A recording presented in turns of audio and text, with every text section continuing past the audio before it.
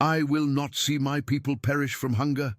The cry tore from Grandfather Anatoly's throat, but the 94-degree wind swallowed it. His eyes, like ancient bonfires in the gloom, fixed on the distant silhouette.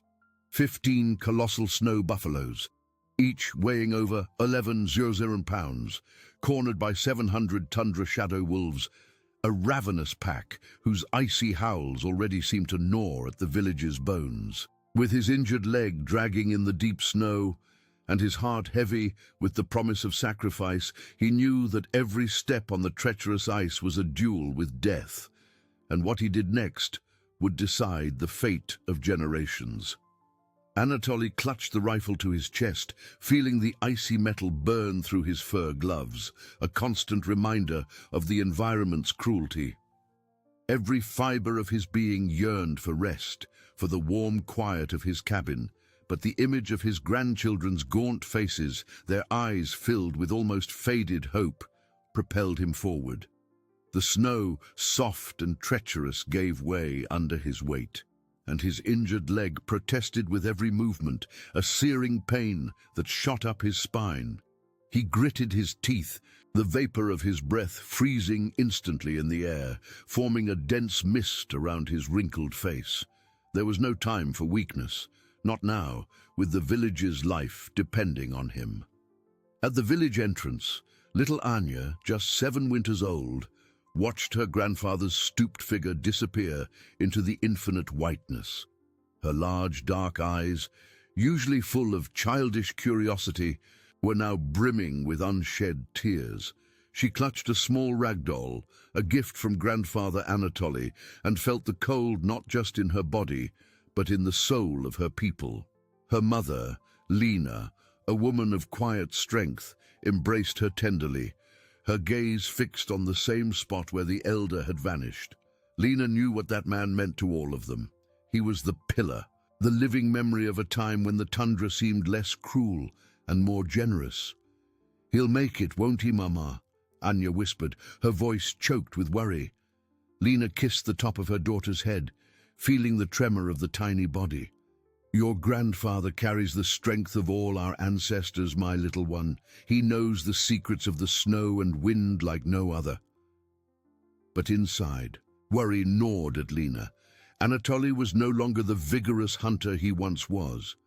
His injured leg, the result of a recent fall, was too heavy a burden for such a desperate journey. The entire village felt the weight of his departure, a mix of unwavering faith and a deep fear that settled in even the strongest and most resilient hearts. Anatoly, oblivious to the anxious gazes that followed him, focused on each step. The wind howled like a chorus of ancient spirits, trying to disorient him, but he knew every whim of that icy air, every whisper of the snow beneath his feet. His mind traveled through stories told around the campfire, through the teachings of his own grandfather, who spoke to him of the fox's patience and the wolf's cunning. He wasn't just hunting buffaloes. He was seeking hope, the flame that kept his people alive through countless harsh winters. The knife, sharp and familiar in his gloved hand, was more than a weapon. It was an extension of his will, a link to his people's ancestral tradition.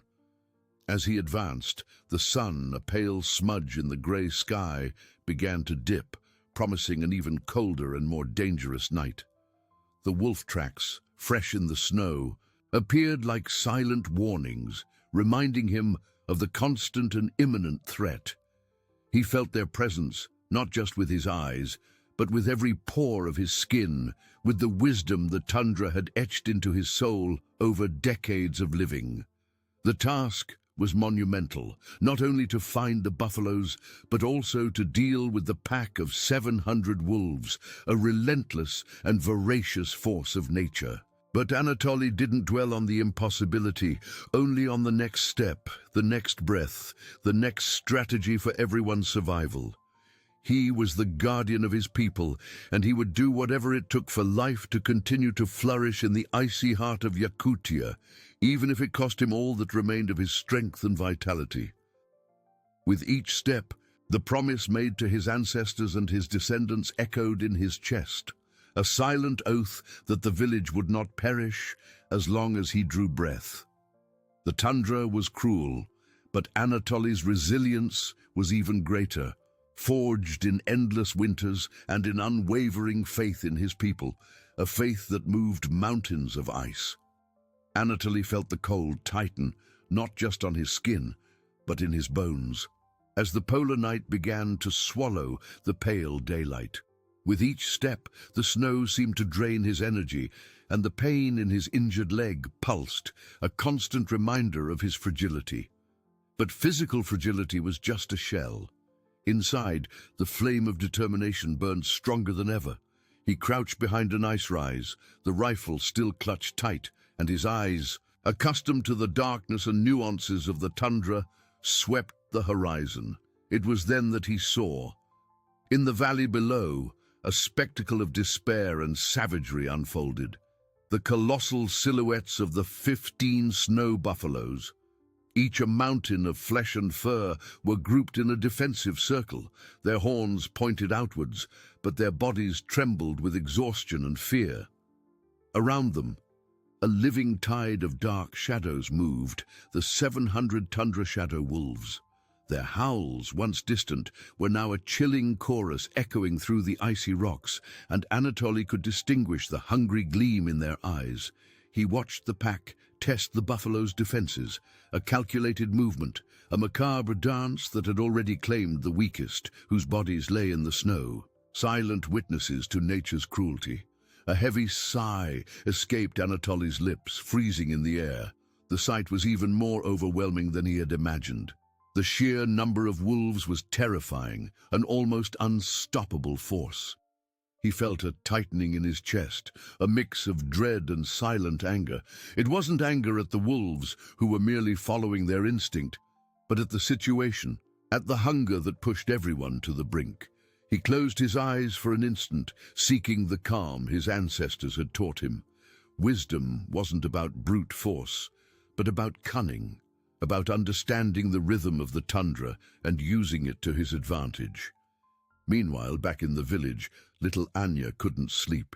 She nestled in Lena's arms, her mother's warmth a small comfort against the cold that seemed to seep into everything.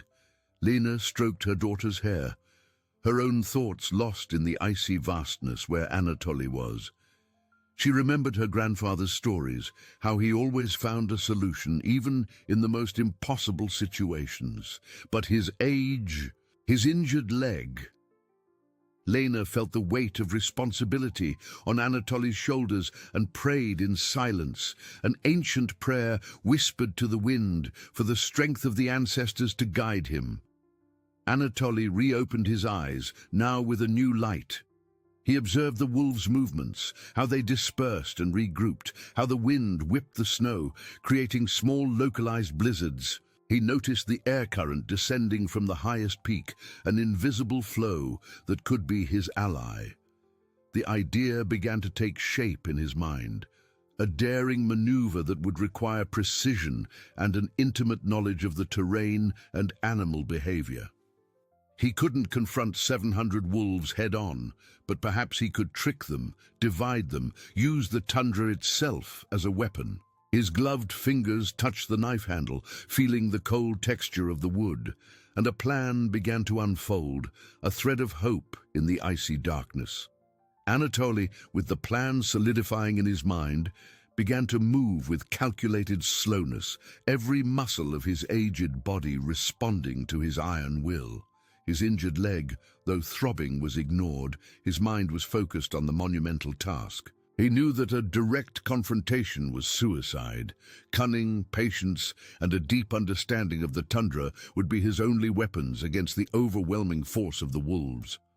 His eyes scanned the valley, identifying weak points in the pack's formation, the wind's paths, the small fissures in the ice that could be used to his advantage.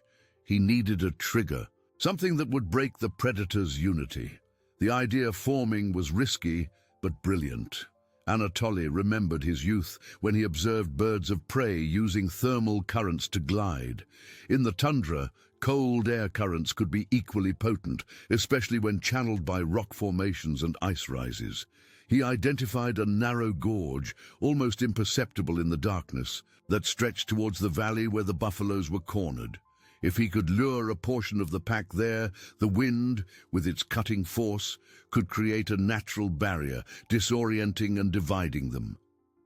As Anatoly prepared for the first stage of his maneuver, a new howl echoed closer and sharper. It was the Alpha, the pack leader, a colossal wolf with amber eyes that seemed to carry the very coldness of the tundra. The Alpha was testing the buffalo's defenses, its imposing presence a constant reminder of the danger Anatoly faced. The elder felt a shiver down his spine, not of fear, but of respect for the adversary's ferocity. He gripped the rifle, feeling the familiar weight of the weapon, but knew that the first shot would not be at a wolf, but into the air, a signal, an invitation to the deadly dance about to begin. Back in the village, night advanced, bringing with it a heavy silence, broken only by the crackling of the central fire. Lena, with Anya asleep in her arms, watched the embers, her mind in a turmoil. She tried to convince herself that Anatoly was safe, that his wisdom would protect him, but the image of his leg dragging in the snow wouldn't leave her mind. Other women in the village, their faces marked by worry, shared the same feeling.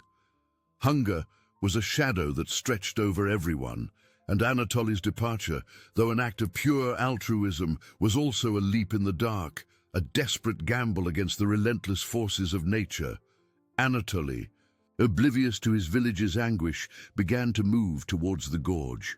Each step was a battle against the deep snow and sharp pain. He couldn't afford to fail. The lives of Anya, Lena, and all who trusted him depended on his courage and cunning. He took a deep breath, the icy air burning his lungs, and then, with a precise movement and an ancestral knowledge of the tundra winds, he did what needed to be done. A subtle sound, almost inaudible to less trained ears, a manipulation of air currents with a small object in his hand, began to spread through the valley. The plan was in motion, and the wolf pack, curious and irritated, began to react, some of them turning, drawn by the invisible disturbance Anatoly had created. The first part of the audacious maneuver was underway, a thread of hope in the icy darkness. Anatoly watched with contained satisfaction as the disturbance he had created, a whisper in the wind that seemed to mimic the call of vulnerable prey, began to take effect. It wasn't a loud sound, but a frequency that the tundra seemed to amplify, an irresistible invitation to the most primitive instincts. The younger, more impetuous wolves of the pack, those who had not yet learned the Alpha's calculated patience, were the first to react. Their heads rose, ears alert, and their hungry eyes swept the direction from which the sound seemed to come. Slowly, hesitant at first, but then with growing urgency, a significant portion of the pack began to move towards the gorge, drawn by the promise of easy, unprotected prey. The Alpha, however, remained motionless for a moment, his amber eyes fixed on the buffaloes. He sensed the disturbance, but his ancestral wisdom, forged in countless harsh winters, warned him of the trap. He howled, a deep, authoritative sound that tried to call his subordinates back, but the impulse of hunger and Anatoly's cunning had already sown discord. Some wolves stopped, torn between loyalty to their leader and the promise of food. But many continued, the dark mass stretching and splitting, exactly as Anatoly had planned. The elder felt a shiver of triumph, but knew the battle was far from over. The pack was divided, but the Alpha and his most experienced wolves were still a formidable threat. In the village, the central fire flickered, casting dancing shadows on the worried faces.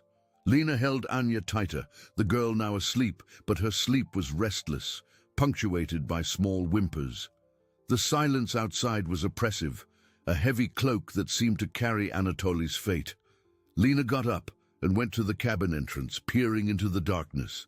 The wind howled, but there was something different in the air, an almost palpable tension. She closed her eyes, a solitary tear tracing a path down her face. "Anatoly, come back to us," she whispered, her voice choked. She felt the strength of the connection between them, an invisible current that traversed the tundra, and this connection was the only thing that kept her standing. Anatoly, now closer to the valley, saw the Alpha move. The colossal wolf, with an almost human intelligence, seemed to have understood the maneuver. He began to regroup the remaining wolves, those who had resisted the illusory call, forming a tighter circle around the buffaloes. The challenge was clear. Anatoly had divided the pack, but now he needed to face its heart, the Alpha and his most loyal warriors. His injured leg protested more vehemently, but the elder could not retreat. He needed to confront the Alpha, not with brute force, but with the wisdom that only a lifetime's experience in the tundra could provide. He hid behind a rock, observing the Alpha. The wolf was magnificent and terrifying, a predator at the peak of its strength. Anatoly knew he couldn't use the rifle against it. His goal wasn't to kill, but to dominate, to drive it away, to open a path for the buffaloes. He drew his knife, the cold, familiar metal in his hand. It wasn't a weapon for direct confrontation with such a powerful wolf, but a symbol, an extension of his will. He needed something more, something that would break the Alpha's determination, that would make it retreat without bloodshed. His eyes swept the terrain again, seeking a new advantage. He noticed a small rise of snow and ice, a strategic point that, if reached, would give him a view and a position of superiority. It was a risk, as it would expose him. But Anatoly knew that to save his people, he needed to risk everything. With a sigh that turned to vapor, he began to crawl, his leg dragging, his heart pounding in his chest. The duel of intelligence and will was about to reach its climax, a silent confrontation between the human spirit and the primordial savagery of the tundra, where life and death danced on a knife's edge and in the cunning of an elder. Anatoly, breathless, dragged himself to the rise of snow and ice. Each movement was a silent lament from his tired muscles and his injured leg, which now throbbed with almost unbearable intensity. But the elder would not let the pain dominate him. His eyes, hardened by decades in the tundra, fixed on the Alpha. The colossal wolf, a mountain of grey fur and tense muscles, sensed Anatoly's presence. It turned slowly, its amber eyes meeting the elder's, and in that instant, time seemed to stop. There were no more buffaloes, no village, just the man and the beast, in a primordial confrontation of intelligence and instinct. The Alpha growled, a low, guttural sound that vibrated in the icy air, a warning, a threat. Anatoly did not flinch. He knew that any sign of weakness would be fatal. Instead, he raised his knife, not as an attacking weapon, but as an extension of his will, a symbol of his unwavering determination. His lips moved in a whisper, an ancient melody his ancestors used to calm or intimidate nature spirits, a sound that mimicked the howling wind and the lament of prey, but with a force that only Yakutian wisdom could imbue. The Alpha tilted its head, confused but still menacing. Anatoly took a step forward, his injured leg protesting violently, but he ignored it. He knew the wolf respected strength, but even more so cunning. He couldn't fight the Alpha with brute force, but he could challenge it with intelligence. He maintained eye contact, a silent battle of wills. The Alpha, accustomed to dominating, hesitated. This man was no ordinary prey. There was something in his eyes, an ancient flame that the wolf recognized as dangerous. In a sudden movement, the Alpha lunged a step, a test. Anatoly, with surprising agility for his age and injury, dodged, but the effort caused him to lose his balance. He fell heavily in the snow, feeling a sharp pain in his already injured leg, but his knife remained firm in his hand. The Alpha, seeing the fall, paused. That was not an act of weakness, but of resilience. The man rose, staggering, but with the same determination in his eyes. The wolf, a master of tactics, understood this adversary would not be broken. With a final growl of frustration, the alpha turned and, to Anatoly's surprise, began to move away, calling the remaining wolves with a short, authoritative howl. The pack, divided and now without the alpha's leadership in the valley, began to disperse, disappearing into the icy shadows. Anatoly had won the duel, not with violence but with the strength of his will and ancestral wisdom. Exhaustion hit him like an avalanche. He fell to his knees in the snow, his injured leg pulsing with searing pain, but a faint smile formed on his cracked lips. He had succeeded. The buffaloes, still terrified, but now without the imminent threat of the wolves, began to stir restlessly. He needed to guide them. In the village, Lena, who had spent the night in vigil, felt a change in the air. The distant howling of the wolves had ceased, replaced by a heavy but different, less menacing silence. She hugged Anya, who was still asleep, and a small flame of hope ignited in her heart. She didn't know what had happened, but she felt that Anatoly, somehow, had prevailed. Anatoly, with superhuman effort, rose. Pain was a constant companion, but the sight of the buffaloes, his people's salvation, gave him new strength. He needed to act fast before the wolves returned, or the extreme cold claimed the exhausted animals. He began to move slowly towards the buffaloes, his voice hoarse but firm, uttering words of encouragement and guidance. A silent guide in the icy darkness.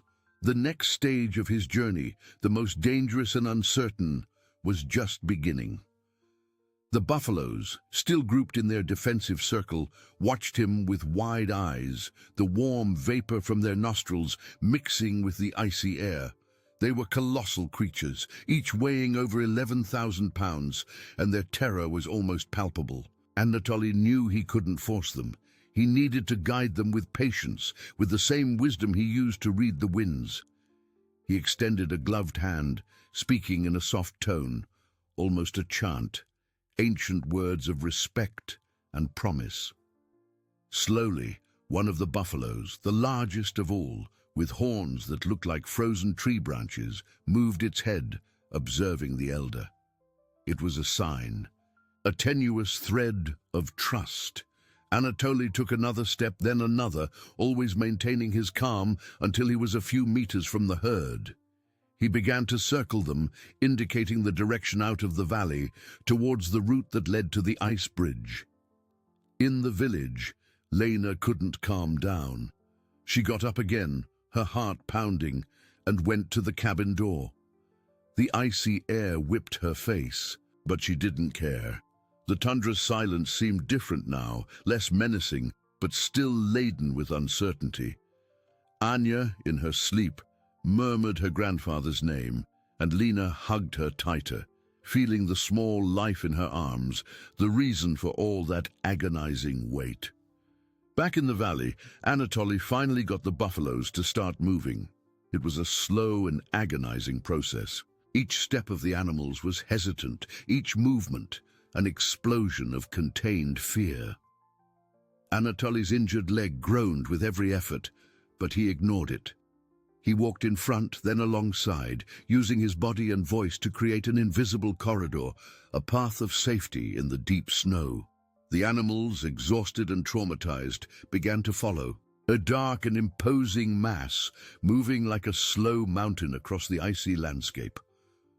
The pale sun began to rise, painting the sky with shades of purple and grey, but the faint light only revealed the tundra's relentless vastness. Anatoly felt a glimmer of hope. He was succeeding. The ice bridge wasn't far now, a crucial point on his route. He had planned every detail, every movement to cross it safely. But as he approached the edge of the gorge that the bridge was supposed to span, a chill ran down his spine, a cold that didn't come from the air, but from a dark premonition. The ice bridge, which he had known for decades as a dangerous but reliable passage, was different. A part of it in the center, seemed to have given way under the weight of a recent and massive layer of snow and ice that had detached from the slope. There was a deep crack, an open wound on the smooth, bluish surface, and part of the structure was visibly lower, almost kissing the turbulent frozen waters of the river below. It was an unexpected obstacle, a cruel blow of fate after overcoming the wolves. The bridge was not just fragile, it was compromised, almost impassable for such heavy creatures.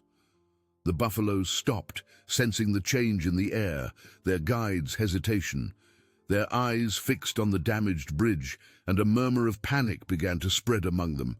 Anatoly felt his heart clench. That was the only known path. Turning back meant facing the wolf pack again, which might have regrouped. Staying there meant dying of cold and hunger. He needed a new solution, and fast. His eyes swept the gorge, searching for an alternative, however impossible it seemed. His village's life depended on his ability to find a way where there was none. Anatoly felt an icy cold, more intense than the tundra air, run down his spine. It wasn't just the sight of the broken ice bridge, but the weight of responsibility that fell upon him. The deep crack, an open wound in the heart of the only route, seemed to mock his victory over the wolves. The buffaloes, sensing their guide's hesitation, stopped, their large eyes fixed on the threat, a murmur of panic beginning to spread among them. Turning back was unthinkable. The wolf pack might have regrouped. Staying there was a slow and certain death for everyone. He closed his eyes for an instant, seeking the clarity that only inner silence could offer. The voice of his ancestors, a whisper on the icy breeze, seemed to remind him, the tundra always offers a path, if you know how to read its secrets. He reopened his eyes, and his gaze swept the gorge with renewed intensity. He noticed that the snow and ice that had broken off had not fallen completely into the river.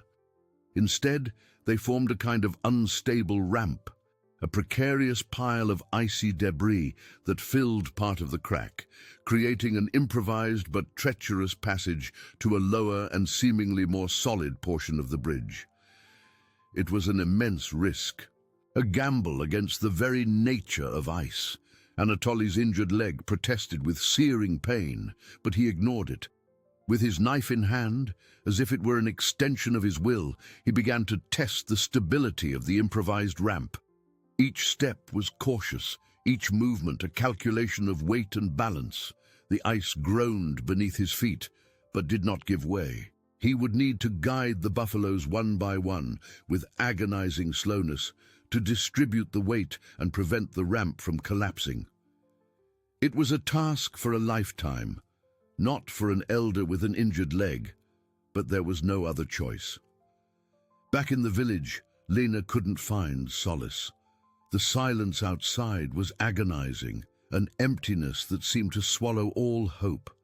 Anya, in her arms, continued to sleep, but her sleep was restless, and Lena felt the small body tremble occasionally. She got up and went to the fur window, observing the relentless darkness. The wind howled, but it brought no news, only the promise of more cold. The other women in the village, sitting around the fire, shared the same look of apprehension. Hunger was a constant shadow, and Anatoly's absence, the pillar of their community, was a heavy burden.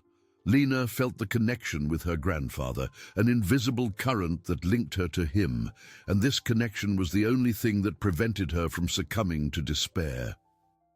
"Come back, Anatoly," she whispered, her voice choked with emotion. In the gorge, Anatoly began to guide the first buffalo, the colossal animal, weighing over 11,000 pounds. Hesitated, its eyes wide with terror. Anatoly spoke to it in a low, steady tone, ancient words of trust, the same ones he used to calm sled dogs. Slowly, with monumental effort, the buffalo began to descend the improvised ramp, its wide hooves seeking purchase on the unstable ice. Anatoly walked ahead, his body serving as a shield, his gaze fixed on the path. Every muscle tense, his injured leg felt like it was burning, but he would not allow himself to falter.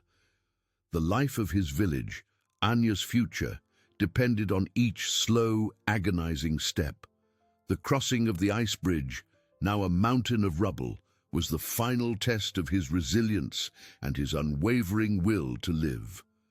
The colossal buffalo, weighing over 11,000 pounds, hesitated, its eyes wide with terror.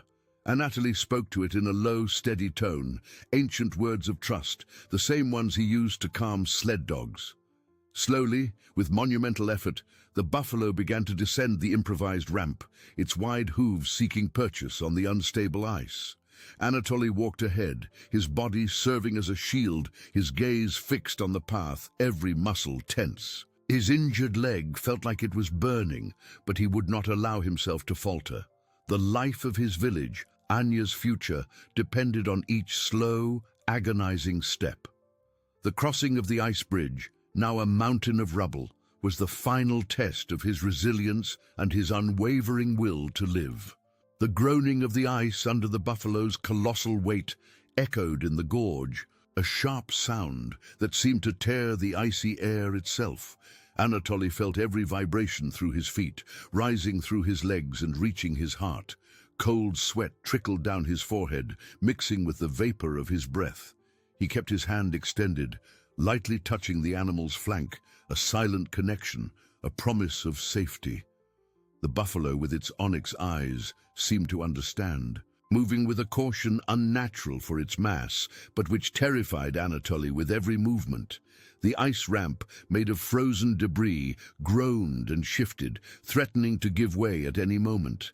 Anatoly knew that one false step, one sudden movement, would mean the end. He swallowed hard, the bitter taste of fear mixed with determination. The pain in his leg was excruciating, but he used it as a constant reminder of the urgency, the need for success.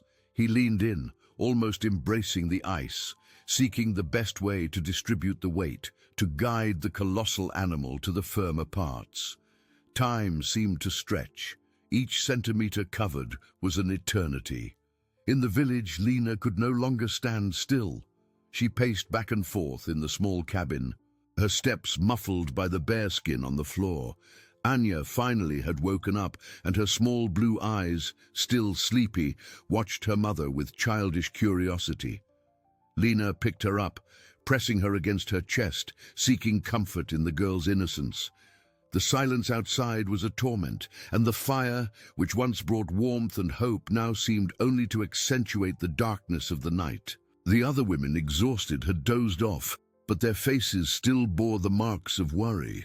Lena felt the weight of all of them, the responsibility to maintain faith, even when her own wavered. She closed her eyes, visualizing Anatoly, trying to send him strength across the icy vastness. A solitary tear ran down her face, but she wiped it away quickly. She couldn't afford to falter. Back in the gorge, the first buffalo finally reached the more stable portion of the bridge, its hooves finding a firmer footing. A sigh of relief escaped Anatoly's cracked lips, but it was brief. He turned, observing the other 14 buffaloes, a dark mass of terror and hope awaiting their turn. The improvised ramp, though it had supported the first, seemed even more fragile now, marked by heavy hooves. The task was monumental, almost impossible, but the sight of the first safe buffalo and the image of Anya in Lena's arms ignited a new flame in his heart. He needed to continue. With his leg throbbing and his muscles screaming for rest, Anatoly began to guide the second buffalo, one by one, in a slow and dangerous dance against the relentless nature of Yakutia. The journey was far from over, but with each step, his village's hope grew stronger. The second colossal buffalo, a giant of thick fur and fearful eyes, advanced with agonizing slowness, its wide hooves crushing the already weakened ice of the improvised ramp. Anatoly ahead felt his heart in his throat with every groan, every crack that echoed in the oppressive silence of the gorge. His injured leg was a heavy burden, but he dragged it, a constant reminder that there was no room for failure. He spoke to the animal, his hoarse voice a balm against panic, guiding it with light, firm touches on its flank, a precarious dance between life and death. Cold sweat trickled down his forehead, but his eyes remained fixed on the path, seeking the safest point, the next foothold. In the village, Lena watched Anya, who was now playing with a small piece of fur, oblivious to the darkness that enveloped her community. The girl's innocence was a painful contrast to the anguish that squeezed Lena's chest. She approached the fire, where the other women, though exhausted, maintained a silent vigil. The warmth of the flames was a fragile comfort against the cold that seemed to penetrate the very soul. Lena felt Anatoly's absence like a deep cut, an open wound that would only heal with his return. She took the wrinkled hand of one of the elders, seeking and offering silent support, a sharing of pain and hope. "He will make it," whispered the elder, her voice weak, but laden with unwavering faith. Back in the gorge, the second buffalo finally reached the more stable portion of the bridge, joining the first. Anatoly took a deep breath, a sigh that turned into a dense cloud in the air. 13 still remained. The ramp, now more unstable, seemed about to collapse at any moment. He could see new cracks, thin as spiderwebs, spreading across the surface. With each animal that passed, the risk increased exponentially. He couldn't afford to hesitate. With renewed effort, he turned to face the third buffalo, which watched with a mix of fear and resignation. The pain in his leg was a constant hammer, pounding at his bones, but Anatoly transformed it into fuel. He remembered his grandmother, who in times of scarcity used to say, "Strength is not in the muscles, but in the stubbornness of the heart." This ancestral wisdom echoed in his mind, propelling him with each step. He thought of Anya, of her smile, of the promise of a future he was fighting to build. It wasn't just food he was bringing, but life itself, the continuity of his people. The crossing of the third buffalo was even more tense. The ice groaned and cracked with alarming frequency, and Anatoly had to use all his cunning to guide the animal, steering it away from visibly weaker spots. He felt the tremor beneath his feet, the instability of the icy ground itself.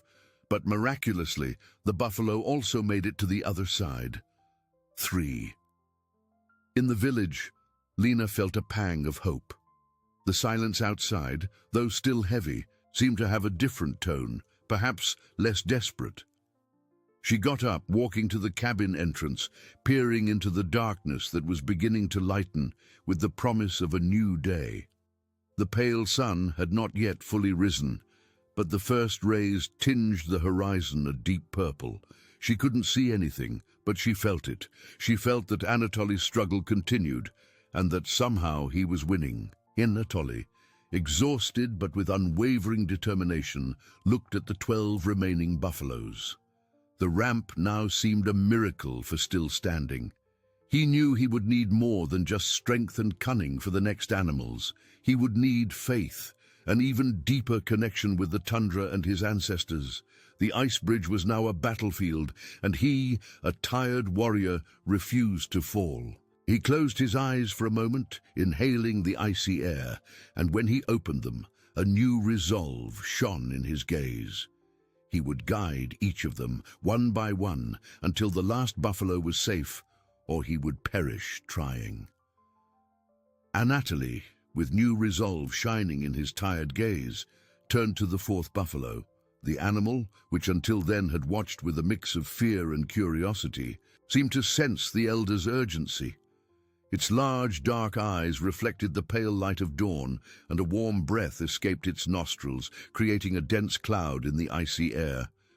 The ice ramp, already marked and weakened by the passage of the first 3 giants, seemed even more precarious. New cracks, thin as strands of hair, snaked across the surface, and the ice groaned with an almost audible lament with each gust of wind. With a hoarse but firm voice, Anatoly began to speak to the buffalo, the ancient words of his ancestral tongue flowing like an underground river, laden with respect and promise.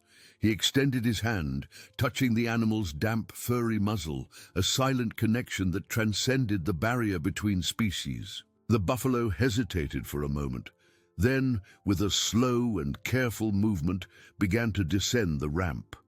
Each wide hoof that rested on the ice was a test for the already compromised structure. Anatoly walked ahead, his injured leg protesting with every step. But he ignored it, transforming the pain into a constant reminder of his mission. He bent down, almost embracing the ice, his eyes fixed on every crack, every weak point, guiding the animal with a precision that only years of life in the tundra could grant. Sweat trickled down his forehead, freezing into small pearls of ice on his eyebrows. In the village, Lena felt the pale sun begin to slightly warm the cabin's hide. The light filtering through the cracks was a balm for her anguished soul. Anya, in her arms, was now fully awake, her small fingers exploring her mother's face. Lena hugged her tighter, the scent of childhood and innocence filling her lungs. She got up and went to the door, opening it just enough to peek out. The wind still howled, but the sound seemed less oppressive, almost like a distant lament. The other women, awakened by the light, began to stir, lighting the fire and preparing tea. Their gazes met, full of cautious hope, a silent question hanging in the air. Did he make it? Lena had no answers, but the flame in her heart, which had been just a glimmer, now burned with greater intensity. She felt the connection with Anatoly, an invisible current pulling her forward. Back in the gorge, the fourth buffalo finally reached the more stable portion of the bridge. A sigh of relief escaped Anatoly's lips, but the sound was muffled by the sharp groaning of the ice. The ramp, now, seemed a miracle for still standing. There was a new crack, wider and deeper, that stretched almost the entire width of the improvised passage. He could see the dark, turbulent water of the river below, peeking through the open wound in the ice. 37,000 pounds of flesh and bone had crossed, but 11 still remained. With each animal, the risk increased exponentially, and the probability of the ramp giving way became terrifyingly real. Anatoly felt a chill run down his spine. But it wasn't the cold of the tundra. It was the weight of responsibility, the imminence of disaster. He knew he could no longer rely solely on cunning. He would need a strength that went beyond his tired muscles, an unwavering faith. He turned to the fifth buffalo, his eyes fixed on the animal, and on the abyss opening beneath their feet. The crossing of each buffalo was a battle, and the ice bridge, a battlefield where the merciless nature of Yakutia tested the limits of human resilience. He needed to continue, for Anya, for Lena, for all his people. The fifth buffalo, a young and particularly nervous male, whinnied, its hooves scraping the ice in panic. Anatoly felt his heart clench. If that animal lost control, all would be lost. He approached, his voice now more urgent, but still laden with forced calm. Easy, my friend. Just one step at a time. He touched the buffalo's neck, feeling the tension vibrate beneath the thick fur. The ramp groaned under the animal's weight, and the main crack seemed to widen even further, a growing abyss. Anatoly felt the ice give way slightly beneath his own feet, and for an instant, despair threatened to swallow him. But the image of Anya, his granddaughter's pure smile, floated in his mind, and he found a reserve of strength he didn't know he possessed. He threw himself forward, almost crawling, his arms outstretched, guiding the buffalo with his own body, using himself as a barrier between the animal and danger.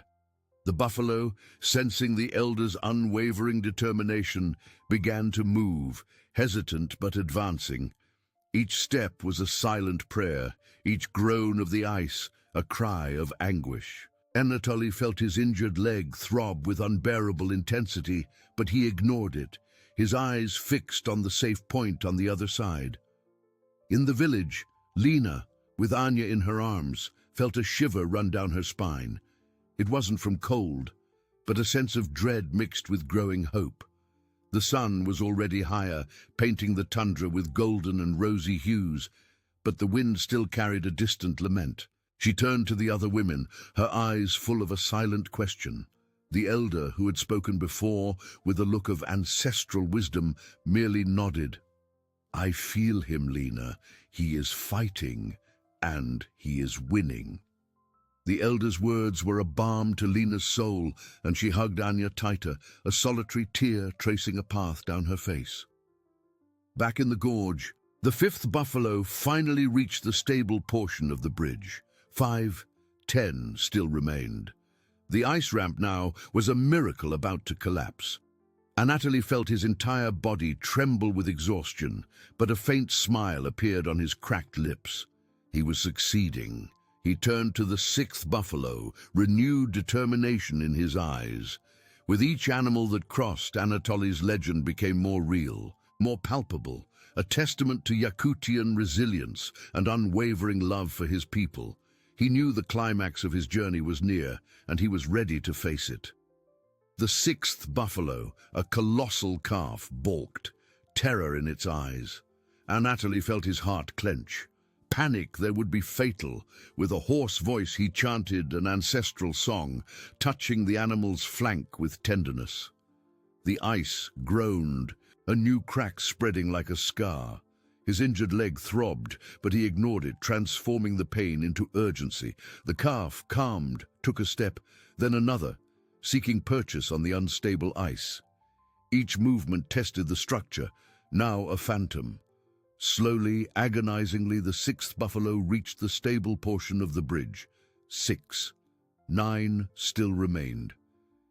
In the village, Lena felt a strange warmth in her chest, a mix of exhaustion and hope. Anya, asleep in her arms, was her balm. The other women, awake, sat in a circle around the fire, hands joined in silent prayer. Their faces, marked by the tundra, reflected an unwavering faith, an ancestral strength. Lena felt this energy, this deep connection with her people, strengthening her. She looked at the door, at the darkness that enveloped the gorge, and a certainty invaded her heart. Anatoly was fighting, and he would return. Back in the gorge, the seventh and eighth buffaloes crossed the ramp, each passage a torment. The ice groaned and cracked, unstable beneath their feet. His muscles screamed, but he ignored them, the image of Anya and Lena propelling him. He knew time was running out. With the ninth buffalo, an enormous male, the ramp finally gave way. It wasn't a sudden collapse, but a prolonged groan, a lament of nature as the ice broke into 1,000 pieces, falling into the dark river below. The buffalo, by a miracle, was already safe, but the 6 remaining were trapped on the opposite side of the abyss, the path now impassable. Anatoly felt his heart clench, but there was no time for despair. He looked at the abyss, at the trapped buffaloes. The ice bridge ahead, though stable at first, still stretched dangerously. Ancestral wisdom whispered in his mind. There was a passage, narrower and more treacherous, that he had avoided. Now it was the only hope. He turned to the buffaloes, his eyes fixed, his voice laden with urgency, promising salvation. He would guide them along ice and rock ledges, a frozen labyrinth that would demand his cunning and the animal's blind trust. With superhuman effort, Anatoly guided the 10th buffalo one by one along the new route. Each step was faith, each movement, calculated risk. He moved with supernatural precision, reading the ice, attentive to every sound. The pain in his leg, a constant fire, became a guide, a reminder of the life he was saving. In the village, Lena felt the change in the air, a silence of anticipation. She got up, opened the door. The high sun bathed the tundra in golden light, and the wind carried a whisper of victory. She saw it. Far on the horizon, a dark line moved, and ahead a small but imposing figure dragged itself. Anatoly was returning, and with him, salvation. The 15 buffaloes, exhausted but safe, were now on the stable portion of the bridge. Anatoly, his body trembling with exhaustion, his leg almost numb, fell to his knees in the snow, the icy air burning his lungs. A smile of relief, mixed with pain and gratitude, appeared on his cracked lips. He had succeeded. The promise to his ancestors, the hope for Anya and Lena, life for his village, all this he had brought back. The legend of Anatoly, the elder who defied the tundra and hunger, was complete, etched forever in the icy heart of Yakutia. Anatoly, on his knees in the snow, felt the weight of each winter, each hunt, each sacrifice, dissolve into deep relief. His muscles screamed, his injured leg throbbed with searing pain, but in his heart, an ancestral melody of gratitude began to sound. He raised his eyes to the pale Yakutian sky, a silent thanks to the spirits of the tundra and his ancestors who guided him. With a groan, he pushed himself up on his hands and with effort stood, each movement a battle against exhaustion. The 15 buffaloes, now calmer, watched him with dark, deep eyes, as if they understood the magnitude of what had happened. The way back to the village was slow, a solemn procession under the sun that now shone with a cold, hopeful intensity. Anatoly, ahead, dragged his leg, but the weight on his shoulders had lessened. The buffaloes followed him, a colossal and silent mass, their hooves breaking the ice crust with a rhythmic sound. He thought of Lena, of Anya, of the fire awaiting him, of the warmth of his community. It wasn't just meat he was bringing, but the very essence of life, the promise of a tomorrow. In the village, Lena, with Anya in her arms, felt her heart quicken. The dark line on the horizon had transformed into recognizable shapes. "Anatoly," she whispered, her voice choked with emotion, a wave of warm tears streaming down her face. The other women, who joined her at the cabin entrance, let out muffled exclamations, some covering their mouths with gloved hands, others simply weeping in silence. The elder who had spoken to Lena before now had a wide, trembling smile on her lips. "He's back. He always comes back." Anya, sensing her mother's agitation, stretched out her little arms, pointing at the distant figure. "Grandpa," she babbled, a word that pierced Lena's heart with an indescribable sweetness. The entire village began to stir. The younger men, previously disheartened, now ran to meet Anatoly, their faces lit by a mix of relief and reverence. They needed no words. The sight of the buffaloes, imposing and majestic, spoke for itself. When Anatoly finally reached the first villagers, his eyes met Lena's. He didn't need to say anything. Love, worry, hope, it was all there, reflected in their gazes. Lena ran to meet him, handing Anya to one of the women and embracing the elder with a strength he didn't expect. She felt his stiff, exhausted body, the scent of snow and effort, and tears streamed freely. "You did it, my love, you did it," she sobbed, holding him even tighter. Anatoly, with one arm around Lena, reached out to Anya, who was now laughing in the other woman's arms. He touched his granddaughter's face, feeling her soft, warm skin, and a genuine smile spread across his lips. The hunger, the cold, the danger, it was all worth it for that moment. The village men, with silent respect, began to guide the buffaloes into an improvised corral, their actions coordinated by renewed urgency and deep gratitude. Night fell, but the village did not sleep. The fire burned brighter than ever, and the smell of roasted meat, an aroma forgotten for so long, began to spread through the air. The first meal was more than sustenance. It was a celebration of life, of resilience, of the unbreakable connection that bound them. The children ate voraciously, their faces smeared with grease and joy. The adults, though exhausted, shared stories, laughter, and tears. Anatoly, sitting by the fire, with Anya asleep on his lap and Lena by his side, watched his people. The legend wasn't just about him, it was about the strength of all of them, about the faith they kept burning through the darkest nights. His leg still ached, but the pain was a reminder that he had fought and won. Grandfather Anatoly's village had been saved, and the story of his courage, of his unwavering love, would echo through the blizzards for many generations, a beacon of hope in the icy heart of Yakutia. The fire crackled, casting dancing shadows on the faces of the villagers, now sated and filled with a long-forgotten joy. Anatoly, with Anya asleep on his lap and Lena nestled by his side, felt the warmth not just of the fire, but of the life pulsating around him.